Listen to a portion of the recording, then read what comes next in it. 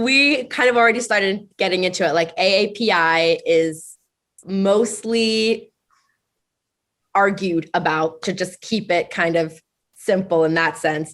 It is the acronym for Asian American Pacific Islander, and this term does include people having origins in any of the Far East, Southeast Asia, Indian subcontinents, but it also includes Native Hawaiian, Samoan, like Chamorro, Fijian, Tongan, the Marshallese people, and encompasses people within the United States jurisdictions of like Melanesia, Micronesia, Polynesia. I'm wondering, when did you become aware of this month and what does it mean to you?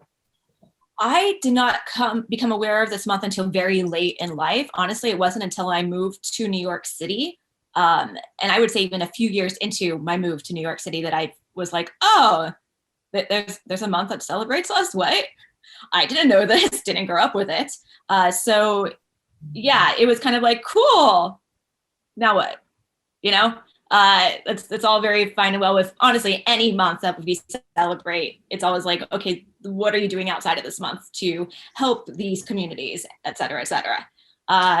Yeah, so I personally think really it's a really cool month to really engage our audiences specifically with the mixed Asian media community. And this is why, so Jen from Lunar Asian Jew Project reached out to me and was like, hey, I have this idea of bringing all these mixed API communities together. Can you help me? And I said, yeah, let me reach out to Blasian Project and Loving Day.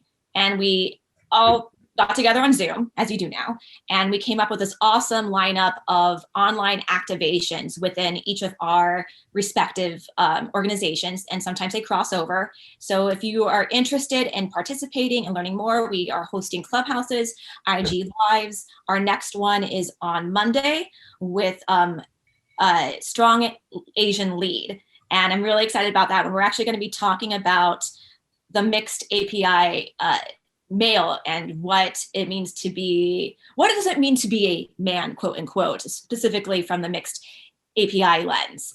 So that's something we're going to be discussing on the Strong Asian Lead Clubhouse. You can find these activations on our website, which thank you for putting it in the chat right there. It's been really cool, and it's been a great way to connect with the community.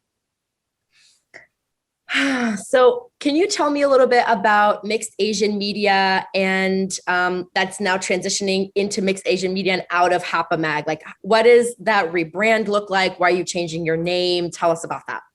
So we decided to change our name for one reason, several reasons. One of the reasons being is that we are expanding so much, and with the festival, and we want to be more than just an online magazine. And so we thought with underneath mixed Asian media, it's much more inclusive. We can have a podcast, we can produce our own YouTube series, or even have a TV series, et cetera, et cetera. There is like no ceiling within the realm of mixed Asian media, as we feel. We also decided to rebrand because of the word Hapa and the surrounding context of that word. Not many people within our audience realize that the word is an indigenous Hawaiian term, and not many people realize that there's a lot of colonization around the word. That's why it came about, et cetera, et cetera. So we wanted to be very mindful and respectful of this word. And that's not to say you can't identify as Hapa. I personally do. I grew up with this word, but I also know the history, and I know why this word came about. I know the origin of it. And we, as a Hapa Mag mixed Asian media, have really done a lot of research and have had a lot of conversations surrounding this word and why it can and why it can't be used. I think knowing the background and the history is very important. So we realize not everyone within our community identifies with the word Hapa. So we really want to be inclusive and make everyone feel welcome, and that there is a space for them to be seen and be heard. And I think underneath mixed Asian media, that will really be the space. Thank you. Yeah, I also just want to take a little bit of a moment to kind of unpack some of these acronyms, because it's like there's AAPI and there's APA, which is something I think a word that you use, or like an acronym that you use, APA, and then Culturas, actually, who's also an organization doing really awesome work.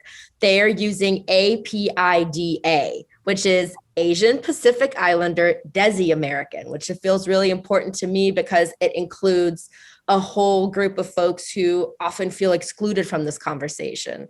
And so, yeah, I guess like you were saying, you identify as Hapa. Magazine is turning into Ma'am to include more than being a magazine, also more than being Hapa, understanding like mixed Asian and everything that comes with that. How do you feel about all the acronyms and like NH, Native Hawaiian, and where the Pacific and the Islander comes into play, and how essentially half of the whole globe's population is supposed to find a way to kind of fit together, but then it's also kind of making us fight a little bit because there's not enough space in like one term to fit everyone.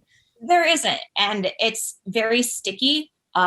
We decided to go with APIA, which is Asian Pacific Islander American, specifically to give a little more space and inclusivity to the Pacific Islanders, because I feel like a lot of times they get lost in the conversation. And there has been a movement that's coming about to remove themselves underneath the Asian diaspora, which I don't necessarily think is a bad thing. I just think that there's, we're not a monolith. And I think that's kind of the bad thing about all these acronyms. We're just kind of lumped all together. But meanwhile, we're such diverse and unique cultures.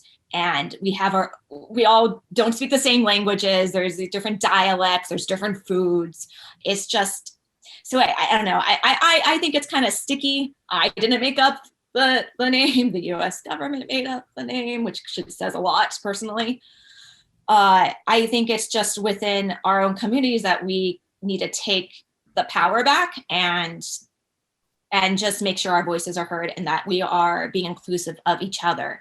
So, we are doing our best we can to be inclusive of our Pacific Islander brothers and sisters. And we can do better. I know that. And especially also our South Asian, brothers and sisters and our Southeast Asian brothers and sisters, we can also do better. And there's always room to grow. And that is what I'm really hoping will happen with Ma'am, is that we will be able to be more inclusive and also be more respectful. And if people want to move away from, like if Pacific Islanders want to move away from those acronyms, awesome. I will support that 100%.